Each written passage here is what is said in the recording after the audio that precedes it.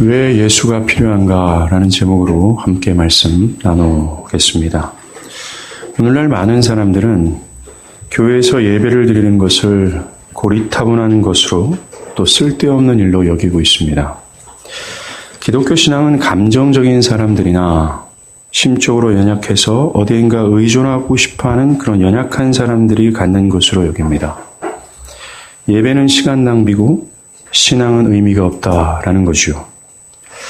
그 이유 중 가장 큰 것은 기독교가 자신의 삶과 이 사회에 산재되어 있는 고통을 전혀 해결할 수 없다라고 믿고 있기 때문에 그렇습니다.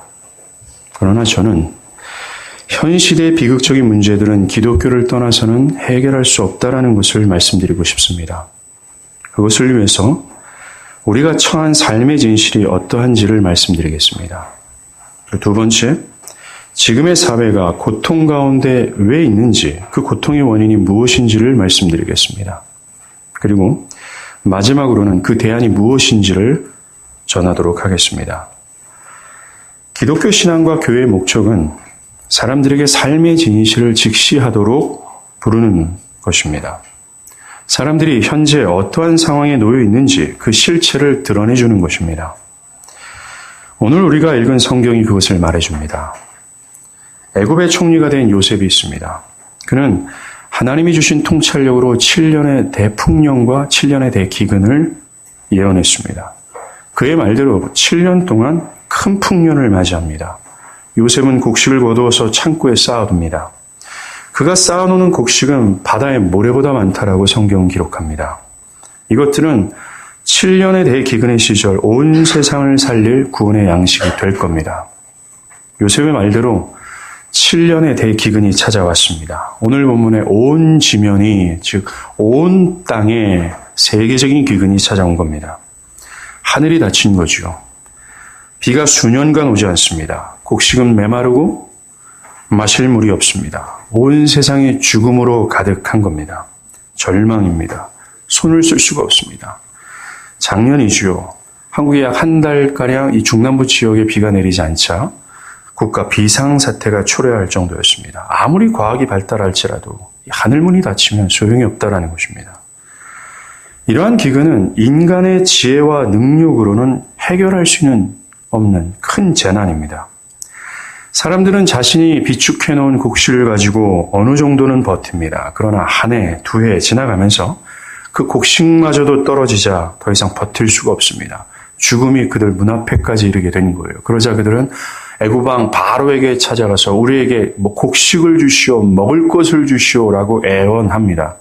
그러자 애굽 왕 바로는 요셉에게 가서 요청하라라고 얘기합니다. 왜 그렇습니까? 요셉이 이 구원 양식의 키를 잡고 있기 때문에 그래요. 이 불쌍한 사람들이 요셉에게 이르자 요셉은 그들에게 곡식의 창고를 열어 구원의 양식을 내어줍니다. 전 세계에서 유일하게 요셉의 양식 창고에만 먹을 것이 있는 거예요. 이곳에만 생명이 있는 것입니다. 이러한 기근은 가나안 땅에 살고 있는 야곱의 가문에게도 들이닥칩니다. 그들도 기근으로 인해 죽음의 위협을 받고 있어요. 그런데 야곱의 아들들은 자신의 앞에 밀려온 이 큰 위기에 대해서 무관심하고 아무 대책도 세우지 않습니다. 앞으로 기근으로 인해 들이닥칠 이 죽음의 위협에 대해서 전혀 두려워하지 않는 거예요. 마치 임진왜란 당시의 조선 정부와 같은 겁니다. 자신의 처한 상황이 뭔지도 모르고 자신의 직면한 위기가 뭔지도 모른 채 그냥 지내고 있는 거예요. 야곱은 그런 아들들에게 오늘 본문에 뭐라고 얘기합니까? 어찌하여 너희는 서로 얼굴만 쳐다보느냐? 왜 아무 일도 하지 않느냐? 왜 길을 찾지 않느냐? 라고 하면서 그들이 어떤 위기에 처해 있는지를 직시하게 합니다. 이것이 기독교와 교회의 목적입니다. 기독교는 사람들이 처한 현실이 무엇인지를 말해주고 또한 그들이 어떤 위기 앞에 놓여 있는지를 직시하도록 하게 한다는 거죠. 오늘 본문에 온 지면에 기근이 있음에 이것이 지금의 사회와 여러분의 처한 삶의 진실한 모습입니다. 바로 기근이라는 거죠. 고통이라는 겁니다. 이 세상의 삶의 특징은 쉼, 여유로움, 평안함, 고요함 이런 것이 없다라는 겁니다. 쉼이 없죠. 어느 시대보다 지금처럼 불안한 시대는 없을 겁니다. 안정제를 찾아야 되고 수면제를 복용해야 됩니다. 불안한 시대입니다. 어느 시대보다 우울증과 공황장애가 많은 시대입니다. 내일 일을 알 수 없는 불안한 시대입니다. 또 허무함의 시대죠. 사람들은 극도의 외로움을 느끼고 있습니다. 사람들의 내면은 목마름으로 부르짖고 있는 형편이죠. 또한 우리 주변은 어떻습니까? 살인, 강도, 폭행, 분쟁의 문제는 극에 달해 있습니다. 정말 어떻게 해야 될지 모르는 상황이에요. 한 달 전인가요? 이 손석희 뉴스쇼에서 그 앵커 브리핑에서 이런 말을 합니다. 어떤 대책이 없는 것이 사실입니다. 라고요. 이 수많은 분쟁과 폭행과 살인과 이 악한 모든 사회적인 문제를 어떻게 하면 대처해 나갈 수 있을까? 그 길이 없다라고 손석희는 말합니다. 맞습니다. 세계적인 기근은 어떠합니까? 전 세계 절반 이상이 실제적으로 굶주림에 배고파하고 있습니다. 그리고 전 세계적인 반목은 어떠합니까? 전쟁의 소식은 끊이지 않죠. 오늘의 친구가 내일의 적이 되는 것이 세상의 지금 모습입니다. 저는 지금 세계적인 문제를 말하고 있습니다. 총체적이라는 말입니다. 온 지면이 기근이라는 거예요. 현재 온 세상이 고통이란 말입니다. 현재 인간이 맞이한 산재된 이 문제는 인간이 가지고 있는 지혜와 능력으로는 절대로 해결할 수 없다는 것을 역사가 증명했습니다. 역사 속에서 사람들은 과학으로 이것을 해결할 수 않을까, 어떤 단합으로 공동의 정부를 통해서 해결할 수 있지 않을까, 여러 가지 길을 모색했습니다. 얼마 전에 EU가 붕괴되기 시작했죠. 맞습니다. 많은 사람들은 공동의 정부를 통해서 인간이 직면한 이 산재된 이 문제를 해결하고자 했습니다. 그러나 어떻습니까? 해결이 되지 않습니다. 인간은 참으로 뛰어난 과학적 발전을 이룩했습니다. 놀라운 거죠. 알파고라는 인공지능까지 개발했습니다. 빛나는 과학 업적을 달성했습니다. 그러나 아이러니하게도 그것들이 인간의 삶을 양질로 인도하지 못했습니다. 수천 년 전부터 있었던 약탈, 살인, 강간 등과 같은 인간 특유의 문제는 전혀 해결되지 않고 있습니다. 인간의 발전은 그저 외적인 발전일 뿐입니다. 인간의 내면과 본성은 변함이 없어요. 한쪽에서는 과학 발전의 쾌재를 부를지라도 한쪽에서는 사람들의 내면과 사고는 더 심각한 문제를 초래하고 있다는 것입니다. 나 개인이 바로 이러한 상황에 노출되어 있고 이러한 상황 속에서 살아가고 있는 겁니다. 우리 개인의 삶을 말하자면 끝도 없을 겁니다. 그렇지 않습니까? 한마디로 죽기를 각오해 먹고 사는 시대 아니겠습니까? 저는 단언컨대 앞으로는 더욱 그럴 겁니다. 불쌍한 청년 세대들이요. 희망이 없습니다. 그리고 인간 모두는 아직 죽음의 문제를 해결하지 못했습니다. 그 죽음은 각 개인의 목전에 있습니다. 이것이 사람들이 처한 진실입니다. 사람들이 처한 상황은 끝도 없는 고통 가운데 있으며 고통 가운데 있다가 죽어서 영원한 고통 가운데로 들어가는 겁니다. 이것을 더 기독교적으로 말한다면 사람들은 지금 하나님의 저주 아래 있으며 그들이 가는 목적지는 지옥이라는 겁니다. 이것이 온 세계가 처한 현실입니다. 여러분의 삶의 진실이 바로 이러한 것이라는 겁니다. 이러한 상황에 있음에도 불구하고 사람들은 야곱의 아들들처럼 자신들이 어떤 위기에 처해 있는지를 모릅니다. 거기에 대해서 무지하죠. 무관심하고 또 무감각합니다. 진정한 현실을 직시하지 못하고 있는 거죠. 사람들은 자신들이 가지고 있는 이 소량의 양식을 들고 배부르다고 말하고 걱정이 없다고 말합니다. 사람들은 자신 앞에 죽음이 닥쳐 있음에도 불구하고 그저 지금 현실에만 집중할 뿐입니다. 지금의 프로젝트, 지금의 공과금, 지금의 취업 문제, 지금의 자녀 문제, 지금의 집, 오직 지금이에요. 자신들 위에 있는 하나님의 저주, 그 심판이 기다리고 있음을 모르고 있다는 겁니다. 야곱의 아들들처럼 자신의 죽음에 대해서 아무런 대안이 없고 그것에 대해서 무관심하다라는 겁니다. 이런 세상에 대해서 기독교는 야곱이 말한 것처럼 왜 아무것도 하지 않습니까? 아무런 대책 없이 왜 이렇게 살아가고 있습니까? 눈을 들어 좀 깨어나십시오 라고 깨우고 있다는 겁니다. 마치 노아가 이제 곧 비가 올 겁니다. 이 비로 인해서 하나님이 다 이 세상을 다 쓸어버릴 겁니다. 이 비가 올 겁니다. 방주를 좀 피하세요! 라고 외치고 있듯이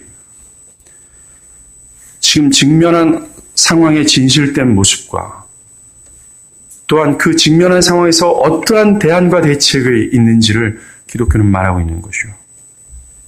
그렇다면 질문해 보겠습니다. 왜 이 세상이 이렇게 됐습니까? 놀라운 과학 발전이 있는데 왜 이렇게 이 세상이 그지같이 고통 가운데 있느냐라는 겁니다. 우리는 이 답을 얻기 위해서 창세기 처음 부분으로 가야 돼요. 이 땅에 창조된 다음 벌어진 사건 속에서 이 답을 찾을 수 있기 때문에 그렇습니다. 이 세상이 처음에는 이러지 않았습니다. 하나님이 창조한 세상은 완전했습니다.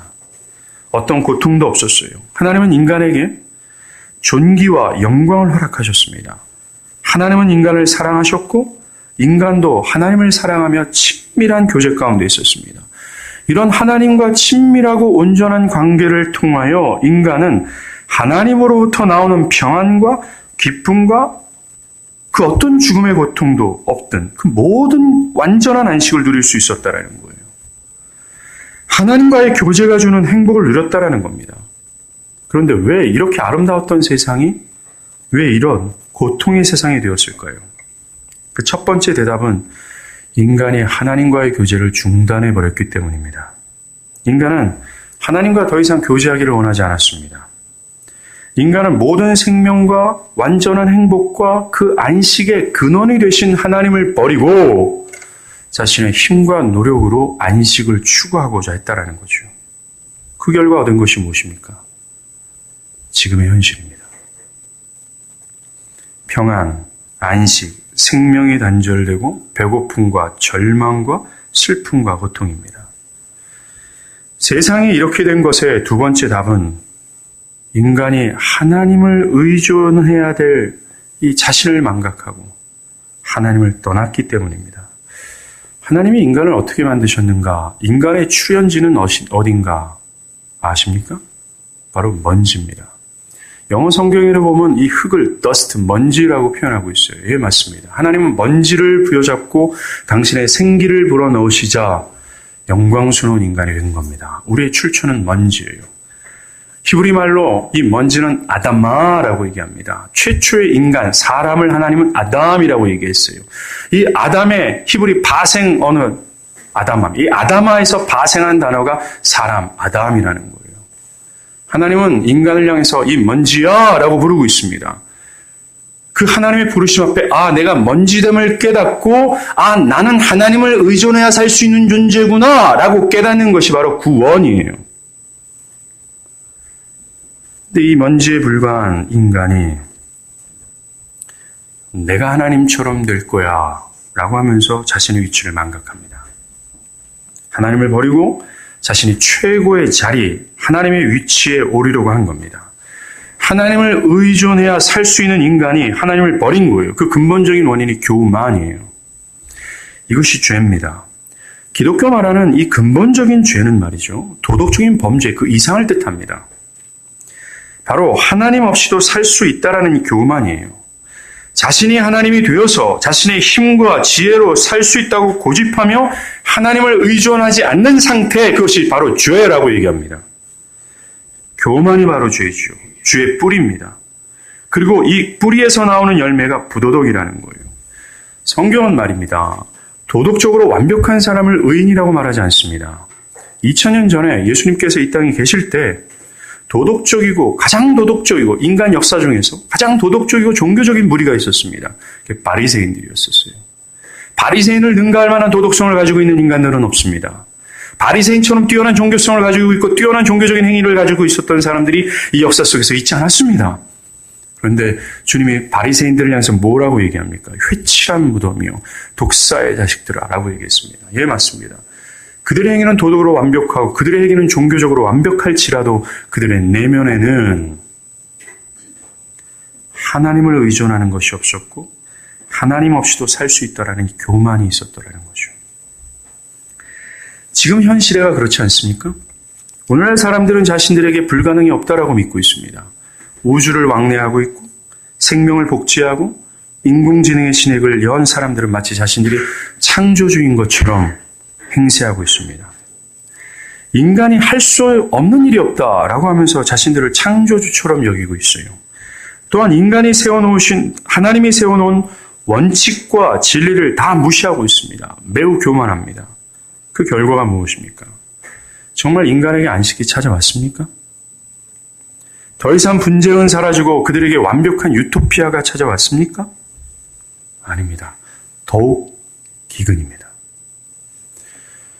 여러분들이 하나님을 의존하지 않고 내가 마치 하나님처럼 나의 고집과 나의 의지와 나의 주장에 따라 살아갈 때 여러분들에게 찾아오는 것이 안식이었습니까? 유토피아였습니까? 질병과 불안과 전쟁과 부도덕은 더 극심에만 가고 있습니다. 하나님을 버리고 자신들의 힘으로 안식을 찾으려고 했던 인간들에게 찾아온 것이 바로 기근이에요. 나는 하나님 싫어요. 내가 하나님 될 거예요. 나는 내 뜻대로 내 육체와 내 마음에 원하는 대로 살 거예요. 라고 했던 결과의 종착이 뭐예요? 기근입니다. 불안과 허무와 슬픔과 절망과 죽음의 목전에 있는 거예요. 아무런 변화가 없습니다. 인간이 고통은 조금도 줄지 않았어요. 오늘날 사람들에게 마귀는 속삭이고 있습니다. 마귀는 사람들에게 이렇게 전달합니다. 하나님은 폭군이다. 그는 너를 계속 낮은 자리에 머물게 하려고 하신다. 이것이 오늘날 사람들이 믿고 있는 생각입니다. 하나님을 괴물로 이기고 자신을 결국 파멸로 인도하려는 인류의 적이라고 생각을 하는 겁니다. 그러면서 절대적으로 하나님을 믿으려 하지 않습니다. 성경은 이들에 대해서 이렇게 말합니다. 육신의 생각은 하나님과 원수되나니 이는 하나님의 법에 굴복치 아니할 뿐만 아니라 할 수도 없음이라 라고 얘기해요. 하나님의 은혜를 입지 않는 사람은 하나님을 믿지 못할 뿐만 아니라 하나님을 미워합니다. 그런데도 어떤 사람들은 교회를 다니지 아니하면서도 나는 하나님을 믿습니다 라고 말합니다. 그렇다면 그분이 믿고 있는 하나님이 어떤 하나님인지 한번 물어보십시오. 그것은 성경이 말하고 있는 하나님이 아니라 그가 갖고 있는 적은 지식으로 그들이 나름대로 상상 속에서 만든 하나님이 될 겁니다. 그들에게 만약에 성경에 있는 하나님을 제시해 보십시오. 그들은 하나님을 미워하게 될 겁니다. 이렇게 죄된 인간에게 내려진 형벌이 바로 지금과 같은 상황이라는 거예요. 저주입니다. 기근이라는 거죠. 지금 세상이 이렇게 된 이유는 하나님을 떠난 반역의 결과라는 거예요. 그 죄가 원인이 되는 겁니다. 사람들은 엄청난 재난을 당하면 세월호처럼 또 어처구니 없는 인재를 또 어처구니 없는 자연재해 가운데서 큰 재난을 당하면 이렇게 얘기합니다. 하나님 이럴 수 있나? 하나님 살아있는 거야. 하나님 사랑이라며. 뭐 그래. 라고 하나님을 블레임합니다. 그러면 안 돼요. 왜 그렇습니까? 그 모든 인간이 겪고 있는 기근과 재난의 모든 원인은 그 책임은 하나님께 있는 것이 아니라 바로 뭡니까? 사람에게 있다라는 겁니다. 그것이 성경의 주장입니다. 본래 하나님은 사람들에게 가장 영광스러움과 영원한 생명과 사랑과 부유함과 온갖 행복과 완전한 안식과 완벽한 세상을 우리 사람들에게 허락하셨어요. 근데 그것을 차버린 것이 바로 사람입니다. 나는 그거 싫어요. 내가 찾는 행복은 내 노력으로 그것을 찾을 거예요. 이것이 인간의 주장이었다는 겁니다. 사랑하는 여러분, 세상에서 들려오는 모든 전쟁과 기아와 이 고통 가운데 그 어린아이가 죽어갈 때 그 얼마나 민망스럽고 얼마나 불쌍합니까? 그 원인은 하나님께 있지 않습니다. 그 원인은 바로 저와 여러분에게 이 세상에 있는 인간에게 있음을 여러분들 기억하십시오.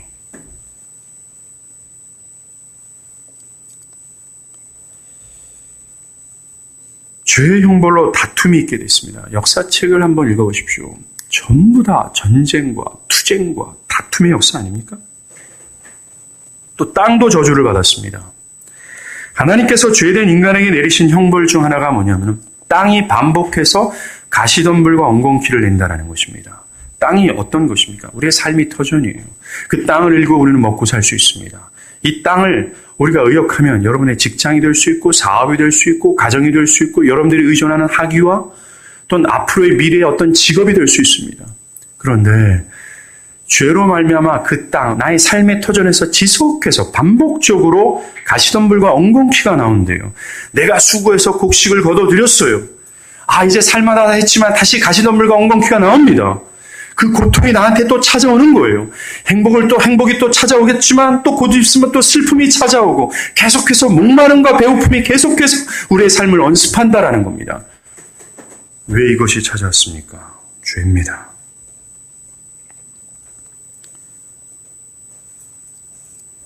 이런 문제들의 배후에는 하나님과의 관계가 무너진 죄에 있다라는 거예요. 이 세상에서 우리가 겪고 있는 기근은 지금까지 말한 모든 전쟁과 투쟁과 배고픔과 목마름과 이 내면의 허무함과 이 모든 이 세상에 있는 모든 기근은 앞으로 우리가 죽어서 만나게 될 진짜 기근의 전조요 모형에 불과합니다. 그림자에 불과한 거죠. 그림자의 실체가 올 겁니다.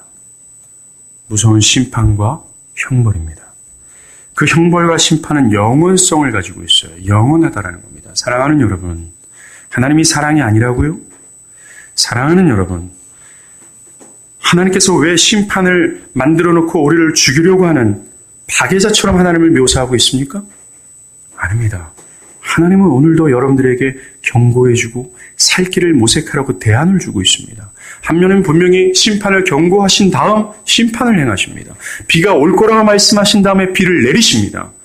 하나님께서 심판과 형벌을 내릴 거라는 사실을 믿는 자만이 기독교가 제시하는 그 대안과 대책을 붙들게 될 겁니다. 창세기 3장에서 죄된 인간에게 내려진 가장 무서운 형벌이 있다면 바로 죽음이에요. 하나님과 완전히 단절되어서 하나님의 영광에 이르지 못하는 것, 이것이 죽음입니다. 이 무서운 기근은 곧 피부로 느끼는 시간이 올 겁니다. 지금도 죽음의 상태에 있지만 이 죽음의 상태의 심각성을 깨닫는 시간이 올 거예요. 바로 육체적인 죽음입니다. 사람들은 일반적으로 죽음은 그저 삶의 끝이라고 생각을 합니다. 사람들이 존재하고 있다가 죽음으로 더 이상 존재하지 않는다. 그게 끝이다. 라고 생각하는 거죠. 그러나 성경이 말하는 죽음은 그것과 다릅니다. 성경이 말하는 죽음은 끝이 아니라 진짜 삶의 시작이라는 겁니다. 어떤 사람은 영원한 행복으로, 어떤 사람은 영원한 불행으로. 이게 죽음입니다. 이렇게 인간은 비참한 상태에 놓여 있어요. 그런데 더 불행한 것은 이러한 난제를 인간의 힘과 지혜로 해결할 수 없다라는 겁니다. 인간의 노력으로 이 죄의 문제를 해결할 수 없다라는 거예요. 죄가 원인이어서 지금 고통의 세상 가운데 살아가고 있는데 더 큰 문제는 사람의 힘과 지혜로 이 문제를 해결하고 자신을 완전한 안식과 영원한 삶의 행복으로 인도할 수 없다라는 것입니다. 이것이 인간의 처한 상황이에요. 어떻게 해야 될까요? 대안은 없을까요? 그 대안은 바로 그리스도 예수입니다. 오늘 본문에 그 답을 줍니다. 42장 2절이죠. 애굽에 곡식이 있다 하니 너희는 그리로 가서 거기서 우리를 위하여 사오라. 그러면 우리가 살고 죽지 아니하리라. 야곱은 이 죽음의 위협을 직감했습니다. 그래서 대책과 대안을 제시합니다. 그러면서 아들들에게 얘기해요. 요셉에게 가야 된다고 얘기합니다. 다른 해결책이 없습니다. 온 지면에 있는 사람들이 생명을 차지하려면 요셉에게 가야 되는 거예요. 그곳에 가야 죽지 않고 살 수 있습니다. 이처럼 죄로 인해 저주와 죽음 아래 있는 자들이 가야 될 곳이 바로 그리스도 예수라는 거죠. 그분께로 가야 됩니다. 예수께 가지 않으면 살 수 없습니다. 그것이 기근 가운데 있는 죄인들이 할 수 있는 유일한 대안이며 어떤 대책입니다. 하나님도 이 기근 가운데 헐떡이는 사람들을 부르고 계세요. 이사야서 55장 1절입니다. 오호라 너희는 모든 목마른 자들아 물러나오라. 돈 없는 자도 오라. 너희는 와서 사 먹되 돈 없이 값없이 와서 포도주와 젖을 사라. 하나님은 이 영적인 기급 가운데 살아가는 사람들을 향해서 초대하고 있어요. 부르고 있다라는 겁니다. 구원의 양식을 돈 없이 값 없이 거저가라고 말씀하십니다. 우리는 이 초대에 응해야 살 수 있는 거예요. 다른 대안은 없습니다. 왜 예수인 줄 아십니까? 예수만이 하나님께서 지정하신 구원자이기 때문에 그렇습니다. 하나님은 다른 사람을 택하지 않았습니다. 오직 자신의 아들, 독생자 하나뿐이 없는 그리스도 예수를 택하여 그로 말미암아 구원의 양식을 준비하셨고 그로 말미암아 이 죄의 문제를 해결하도록 지정하셨어요. 그리고 예수께 가야 될 더 중요한 이유가 있습니다. 바로 예수가 교만한 인간들의 죄값을 대신 지불하셨기 때문에 그렇습니다. 저는 지금부터 기독교가 말하는 가장 핵심이 되는 복음을 말씀드리겠습니다. 인간이 죄를 저지른 후에 받게 된 이 모든 죄값이 있어요. 그 죄값은 우리가 앞에서 얘기한 저주와 바로 죽음입니다. 고통스러운 죽음이 바로 이 인간이 죄를 저지른 다음에 받은 죄값이라는 거예요. 그런데 은혜가 풍성하신 하나님은 인간들이 가지고 있는 모든 죄값을 쏙 빼버려서 자신의 하나밖에 없는 아들에게 다 뒤집어 쓰신 겁니다. 다 옮겨버리신 거예요. 그리고 그 죄를 향한 당신의 진노를 아들 예수께 다 퍼부으신 겁니다. 사랑하는 여러분, 영화에서 여러분들 보셨죠? 예수님 막 이렇게 예수님 미국 청년처럼 생기지는 않았는데, 이스라엘 사람입니다. 특별히 갈릴리 지방은 좀 섞였어요. 이방인들하고 이게 섞였어요. 그래서 생긴 게 좀 그렇습니다. 좀 그래요. 미남형은 아니고 여자 같은 분도 아니었습니다. 예수님은 목수 출신이었어요. 30살 때부터 목수였습니다. 이스라엘 목수들은 가만히 앉아서 대패질하고 목질하는 게 아닙니다. 그 무거운 장비를 들고 돌아다니면서 고칠 거 없어요! 소리치며 다니는 것이 목수였었어요. 그래서 예수님은 팔뚝이 굵었습니다. 근육질의 남자였다라는 거죠. 멋있는 분이셨습니다.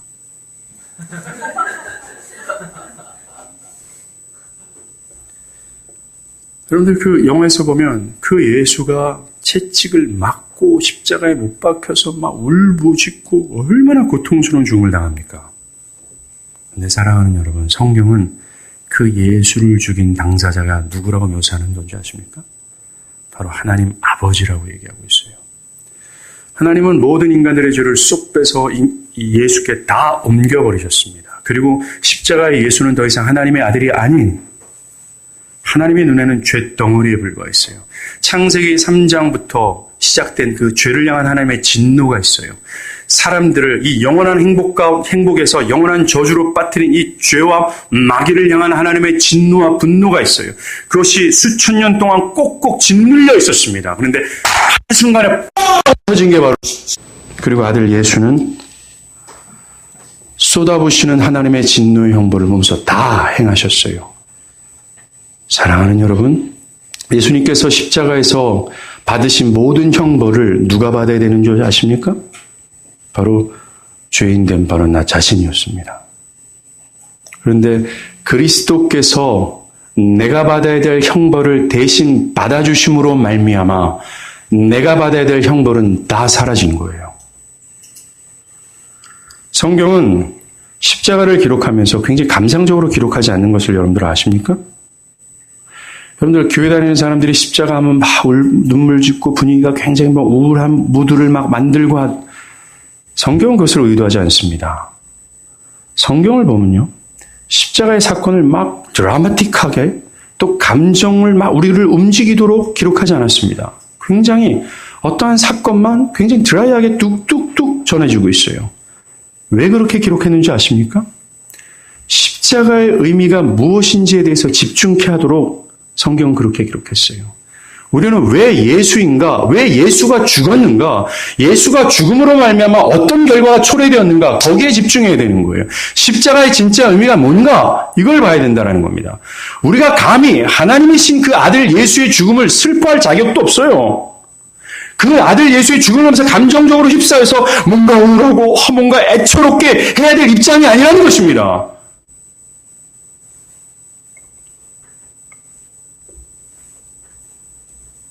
십자가에서 나타난 사건은 이 인간의 인간의 이성은 절대로 설득되지 않는 사랑입니다. 왜 그렇습니까? 당신의 아들을, 당신을 사랑하지도 않고 자신을 반역하고 미워했던 자들을 위하여 하나님이 죽이신 거예요. 저는 십자가를 묵상할 때 제 막내 아들이 있어요. 지금은 좀 밉습니다. 얘가 좀 나이가 먹으니까 밉죠. 모든 부모님들의 똑같은 마음 아니겠습니까? 저만 그렇습니까? 어렸을 때였어요. 품에 안고 있을 때, 품에 안고 있을 때 이 십자가가 쭉 지나가더라고요. 내가 나의 딸을 강간한 강간범을 위하여 이 강연이의 목을 딸 수 있을까? 이게 바로 십자가입니다. 하나님을 강간하고 폐역하고 하나님의 등에 칼을 꽂은 사람들을 위하여 자신의 하나밖에 없는 아들에게 죄를 향했던 그 하나님의 어마무시한 진노를 일순간에 퍼부신 거예요. 와! 사랑하기 때문이라고 얘기합니다. 더 설득이 안 됩니다, 저는. 왜 사랑합니까? 만약에 하나님을 위하여 헌신하고 하나님께 충성하고 하나님을 사랑하고 진심으로 마음과 외적인 모든 행동들을 하나님의 그 거룩함을 사모하며 진지하게 살았던 사람들을 위하여 그렇게 하셨다면 어느 정도는 설득이 되지만 설득이 안 됩니다. 반대인 사람들이었었어요. 하나님을 알지 못하고 자기가 원하는 대로 자기의 노력과 지혜를 의지하며 살아가는 그 폐역한 자들을 위하여 하나님의 아들을 죽이신 거죠. 그래서 기독교에서 이 십자가의 은혜를 깨닫고 구원을 받는 사람들이 뭐라고 얘기하는 줄 아십니까? 왜 날 사랑하나 이렇게 고백해요. Why me라고 해요. 나는 이해가 안 됩니다. 하나님의 사랑이요. 저에게 여러분들이 물어보십시오. 저도 사실 이해는 안 됩니다. 그 사랑이 너무나 어처구니가 없죠. 주님은 죽으시고 3일 만에 부활하셨습니다. 그 부활하심은 그리스도께서 참으로 구원자이시며 또 그분이 하신 이 십자가의 사건이 참된 구원의 사건임을 증명한 겁니다. 그 다음 우리에게 과제가 있습니다. 바로 회개하고 예수를 믿는 겁니다. 성경은 믿음으로 말미암아 우리가 의롭다함을 얻게 된다라고 말씀합니다.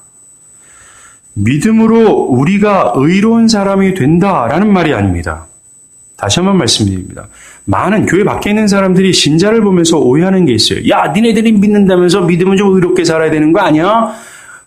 아니에요. 성경은 그렇게 말하지 않습니다. 신자들이 믿음으로 말미암아 의로운 사람이 되는 것이 아니라 결코 의로운 사람이 될 수 없습니다. 무엇입니까? 우리는 믿음을 통하여라는 거예요. 믿음은 그저 통에 불과합니다. 우리는 그리스도를 믿음을 통하여 그리스도께서 십자가에서 행하신 그 일을 받는 거예요. 뭡니까? 십자가에서 그분이 무슨 일을 행하셨습니까? 모든 죄값을 그가 형벌을 받으시며 다 치루신 거예요. 우리가 그 죄값, 즉 형벌을 치르지 않았음에도 불구하고 우리는 믿음을 통해서 그리스도께서 하신 그 일을 받는 거예요. 그리고 한 가지를 더 받습니다. 뭡니까? 예수님께서 이 땅에 사실 때 한 점 부끄러움 없는 삶을 사셨어요. 그 내면으로도 그의 행위로도 한 점의 죄가 없으셨던 그런 분이세요. 그분은 완벽한 의의를 예비하셨습니다. 그 완벽한 의의를 믿음으로 받는 거예요. 자, 믿음을 통하여 예수님께서 십자가에서 행하신 그 일을 받음으로 말미암아 내가 죄의 형벌을 받지 않았음에도 불구하고 그것이 내 것이 됐기 때문에 나의 죄는 사라지는 겁니다. 더 이상 하나님께서 나에게 형벌을 내리실 어떤 값도 없어요. 그리고 두 번째, 예수님께서 완벽하게 예비하신 그 일을 믿음을 통해서 받음으로 말미암아 우리는 하나님께 의롭다함을 받는 겁니다. 누구처럼요? 그리스도 예수처럼 말이죠. 예, 맞습니다. 신자들은 여전히 죄인이에요. 우리가 그리스도를 믿는다고 해서 우리가 마법처럼 어떤 의로운 사람이 되는 것은 결코 아닙니다. 더 뛰어난 생각을 하고 법정 스님처럼 살고 성철 스님처럼 살 수 있다. 그런 것이 아닙니다. 신자들의 행위가 다른 종교의 뛰어난 성인들에 비해서 참으로 못 미칠 수도 있습니다. 그럼에도 불구하고 하나님은 그 믿음을 통해서 받은 그 값을 바라보시며 김영채를 바라보는 것이 아니라 믿음을 통해서 받은 그 값을 바라보시면서 나를 예수처럼 너 의롭다 영원토록 칭해 주시는 거예요. 이것을 구원이라고 얘기합니다. 이 믿음을 통해서 우리는 하나님께 의롭담을 받는 거예요. 믿음 때문이 아니라 믿음으로 받는 그 의 때문입니다. 그 결과 믿는 자는 첫 인간처럼 하나님과의 관계가 회복되어 하나님과 친밀하게 교제하는 겁니다. 그것으로 하나님으로부터 흘러나오는 평안과 안식과 만족을 누리며 사는 겁니다. 이 땅에서부터 이 은혜를 누리며 죽지 않고 영원토록 살게 되는 거죠. 이게 복음입니다. 복음은 우리가 아무것도 안 했는데 아무 공로 없는데 오직 믿음으로 받는 것입니다. 구원은요. 기독교 믿음은 그저 내가 예수님 살아있는 거 믿어. 예수님이 2000년 전에 십자가에서 그 일 행하는 거 나 믿어. 난 십자가의 사건을 믿어. 라고 하는 이 동의가 아닙니다. 기독교가 말하는 믿음은 내가 지금 이 사망의 법, 즉 이 영적인 기근 가운데 살아가고 있는 자구나 라는 자신의 처지를 분명히 깨닫는 거예요. 죽음이 내 앞에 임박해 있구나. 하나님의 형벌이 내 위에 있구나. 이것을 깨닫고 주여 나는 내 힘으로 살 수 없습니다. 좀 나 좀 살려주세요 라고 하면서 주님 앞에 나아가 생명을 구걸하는 것, 이것을 기독교의 믿음이라고 얘기합니다. 사랑하는 여러분, 기독교가 말하는 믿음을 그저 나는 예수님을 믿습니다. 손을 들고 얘기하는 것으로 착각하지 마십시오. 기독교가 말하는 믿음은 전적으로 자기를 부정하고 그리스도 예수 한 분만을 전폭적으로 의존하는 거예요. 그것을 믿음이며 그 믿음으로 말미암아 사는 겁니다. 복음서에서 나오는 모든 질병 걸린 자, 죽음에 임박해 있는 모든 사람들이 살 수 있었던 그 이유, 근거는 바로 이런 믿음을 갖고 있는 거예요. 즉 기독교는 그 하나님은 요만큼의 교만도 용납하지 않는다라는 겁니다. 오늘 성경에 나오는 사건을 상상해 보십시오. 누가 애굽에서 요셉에게 나옵니까? 애굽에 있는 요셉에게 누가 나가요? 그래, 난 그곳에 갈 필요 없어. 난 지금 어느 정도 식량이 있잖아. 거기까지 가서 요셉에게 기분 나쁘게 엎드리고 그래야 되냐? 구걸해야 되냐? 교만한 사람들은 안 갑니다. 이들은 죽습니다. 오늘날의 사람들도 마찬가지입니다. 굳이 교회 가서 예수를 위해 예배드리고 엎드려야 돼? 이 자존심 상하지 않나? 의미 없지 않나? 예수를 왜 붙잡아야 되는가? 이렇게 교만하다면 그들은 지옥에 갈 겁니다. 오늘 본문의 야곱의 아들들을 보십시오. 뻔히 전 세계에 소문이 돌고 있습니다. 지금 애굽의 창고의 문을 열었다. 거기에 곡식이 있다. 생명의 양식이 있다라는 소문이 퍼졌어요. 그럼에도 불구하고 이 게으른 야곱의 아들들은 자신의 생명에 대해서 무관심합니다. 하루 이틀 미루고 있어요. 아무 대책도 마련하지 않습니다. 생명을 찾으려고 하지도 않아요. 이들은 요셉에게 갈 생각조차도 안 하고 있습니다. 이런 위기를 어떻게 뚫고 나갈지, 이런 위기의 상황을 어떻게 대처할지 어떤 대안도 마련해지지 않습니다. 그저 얼굴만 쳐다보고 있는 거예요. 아무것도 안 하는 겁니다. 이들은 매우 비이성적이며 무지하며 게으른 겁니다. 오늘날의 많은 사람들이 이 야곱의 아들들과 똑같습니다. 사람들도 이미 교회를 통해서 구원의 길이 어떠한지를 어렴풋이 듣고 있어요. 뻔히 지금의 현실의 고통과 절망의 시대임을 알고 있습니다. 자신들이 죽을 것임을 알고 있어요. 그럼에도 불구하고 그들은 죽음 이후의 삶에 대한 아무런 대책도 구하지 않습니다. 얼마나 어리석은 일입니까? 혹시나 여러분도 그러하지 않습니까? 아무런 대책도 없이 그냥 살아가고 있지 않습니까? 오직 나를 살릴 수 있는 예수가 있음에도 불구하고 여전히 교만한 가운데 있습니까? 여전히 하나님은 나를 여전히 낮은 자리에 있게 하셔. 왜 나를 몰라주는 거야? 라고 하면서 한껏 교만해 있습니까? 그 교만함이 나를 죽음으로 인도하고 있다는 것을 모른 채 살아가고 있습니까? 예수께 가야 됩니다. 그래야 삽니다. 사람들은 죽음 이후의 삶에 대해서 무관심합니다. 어떻게 되겠지. 죽으면 끝나는 거 아니야? 그리고 죽음 이후에 어떤 긍정적인 사후에 뭐가 있을 거라고 생각해요. 그냥 낙관합니다. 아닙니다.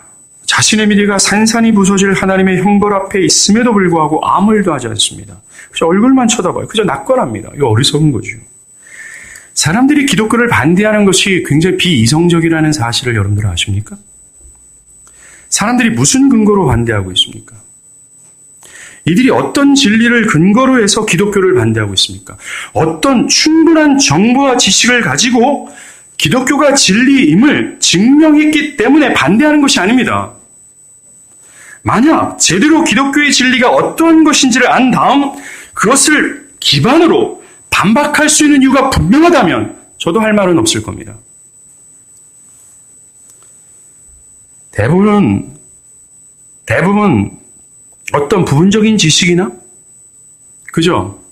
요즘 이렇게 교회를 그래도 한두 번 다녔다면 어떻게 좀 듣고 이런 거겠지 하면서 온갖 자신의 상상으로 기독교의 진리를 자기 나름대로 만들고 여기에서 이건 정말 논리적이지 못해라고 하면서 비상식적으로 비판을 하는 거죠.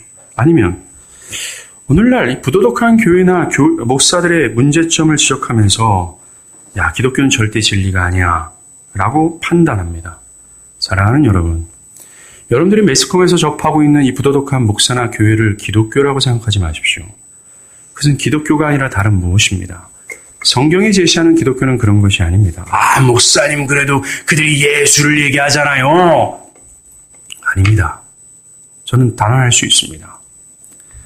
이 세상에 하나님의 영광을 찬란하게 드높이지 못하는 교회가 있다면 그것을 교회라고 여기지 마십시오. 그것을 보면서 절대로 기독교를 이해하지 마십시오. 포도원에 심은 포도원에 잡초가 늘어나는데 그 잡초를 보면서 포도원이 이렇구나 라고 판단하지 마십시오. 여러분이 기독교를 반대하고 예수를 믿지 않고 교회를 나오지 않는 이유가 무엇입니까? 무슨 근거로 반대하고 있습니까? 여러분은 기독교 진리를 들어보셨습니까? 들어보시고 반대하고 계십니까? 문제는 저도 목사로서 죄송한 마음이지만 오늘날 교회 안에 기독교 진리, 기독교 교리나 신학을 전하는 교회가 극히 드뭅니다. 그저 삶을 의논하고 삶을 거론하고 그저 다른 일반적인 종교처럼 거룩하게 사는 것 여기에 많이 집중하고 있습니다. 원래 기독교가 무엇인지, 원래 신앙이 무엇인지에 대해서 가르쳐주지 않는 결과로 사람들은 기독교가 아닌 다른 엉뚱한 데 집중하고 있어요. 그것 때문에 또한 실망합니다.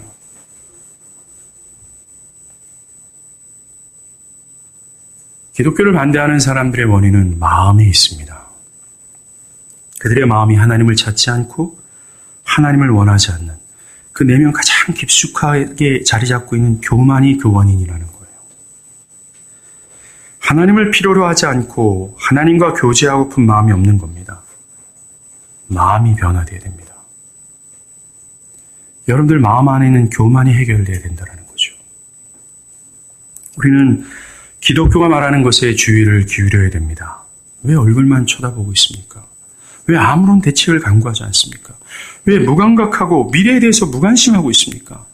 예수께 가지 않으면 살 수가 없습니다. 라고 하는 이 복음의 간곡한 소리를 들어야 됩니다.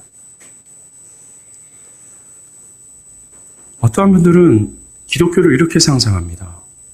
예수님이 피를 철철 흘리고 자신의 앞에 무릎을 꿇고 얘야 제발 구원을 받아줬으면 좋겠다. 그렇게 하지 않겠니라고 애걸복걸하는 그림을 그려요. 이건 성경에서 말하는 기독교가 아닙니다. 이 복음은 싸구려 코카콜라가 아닙니다.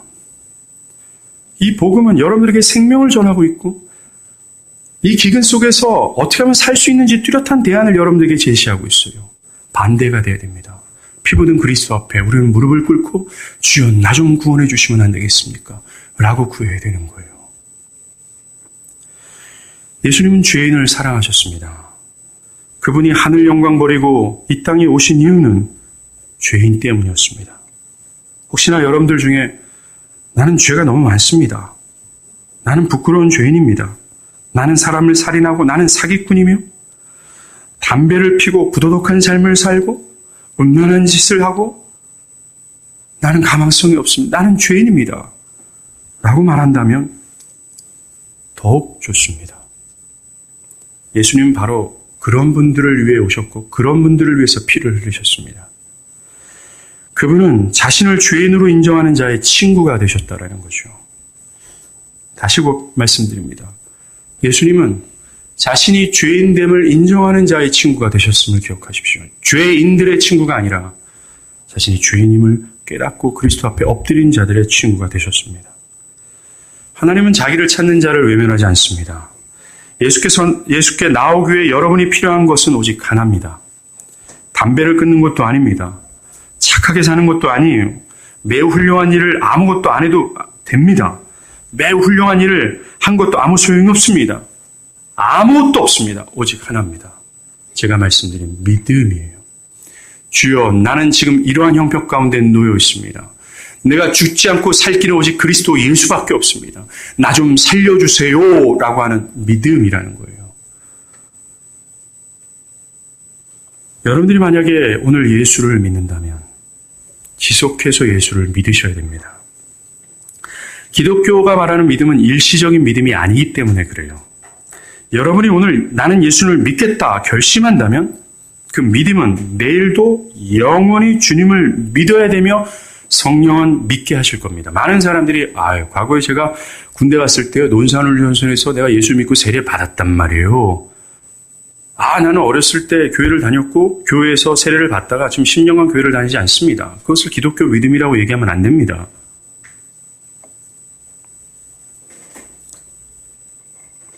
그리고 여러분들이 예수님을 믿는다면 믿는 자의 삶을 사는 겁니다. 뭡니까? 자기를 부정하고 그리스도가 더욱 내 안에서 존귀케 되어지는 소망을 품고 살아가는 거예요. 여러분들이 정말 이 믿음을 갖기를 원한다면 지금부터 제가 하는 말씀을 잘 들으십시오. 기독교가 말하는 이 믿음, 자기가 만들어낼 수 없습니다. 성경은 그것이 하나님의 선물이라고 말씀하고 있어요. 이 하나님의 선물인 믿음은 바울이 말합니다. 말씀을 들음에서 생겨난다고 얘기합니다. 말씀을 듣지 않고 기독교 믿음을 소유한 역사가 없습니다. 이 하나님의 말씀은 기독교에서 얘기하는 믿음과 구원과 기쁨과 만족과 그 모든 것의 원인이요 이유가 되는 겁니다. 말씀을 들으십시오. 말씀을 듣지 않고 즉 이 기독교의 진리가 무엇인지 알지 못한 채 그냥 막무가내로 기독교를 비판하지는 마십시오. 무작정 하나님을 반대하지는 마십시오.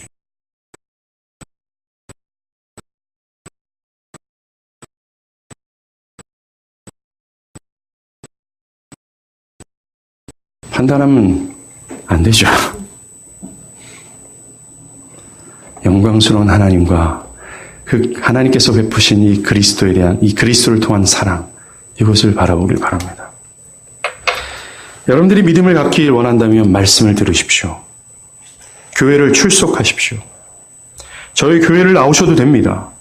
저희 교회 기필코 저희 교회 나오지 않아도 됩니다. 말씀을 들으십시오. 기독교가 무엇인지를 말하는 교회를 찾고 그 말씀을 들을 때 여러분들은 온갖 비판적 사고와 의식을 가지고 그 말씀을 들으십시오. 왠지 아십니까? 기독교의 믿음은 맹목적인 믿음이 아닙니다. 내 이성이 설득돼야 돼요. 그 이성의 설득이 내 내면을 움직여야 됩니다. 저는 무작정 마음을 열고 말씀을 들으십시오라고 말하고 싶지는 않습니다. 왠지 아십니까? 마음을 여는 것도 여러분이 아니라 하나님이 때문에 그렇습니다. 하나님의 말씀을 들을 때 여러분들의 마음을 뚫고 들어가실 겁니다. 천국은 침노한다고 말씀하세요. 예, 그렇습니다. 저는 믿습니다. 하나님은 여러분들의 마음을 뚫고 여러분들의 이성을 설득하여 여러분들의 고집스럽고 비판적이고 굉장히 논리적이고 냉철한 이성을 하나님 무너뜨리시고 여러분들 안에 믿음을 허락하실 겁니다. 저는 그 하나님을 믿습니다. 교회를 나오십시오. 그럼 말씀을 들으십시오. 교회를 다니는 것은 신앙의 옵션이 아닙니다. 해도 되고 안 해도 되는 것이 아니에요. 에베소서에서 말하는 이 참된 구원의 종교는 바로 교회가 되는 것이라고 말씀했습니다. 그리스도를 진정으로 믿는 자들은 보이지 않는 교회의 몸이 되어 그 몸된 교회를 세워나가는 거예요. 예수께 나오십시오. 예수를 믿으십시오. 기도하시겠습니다.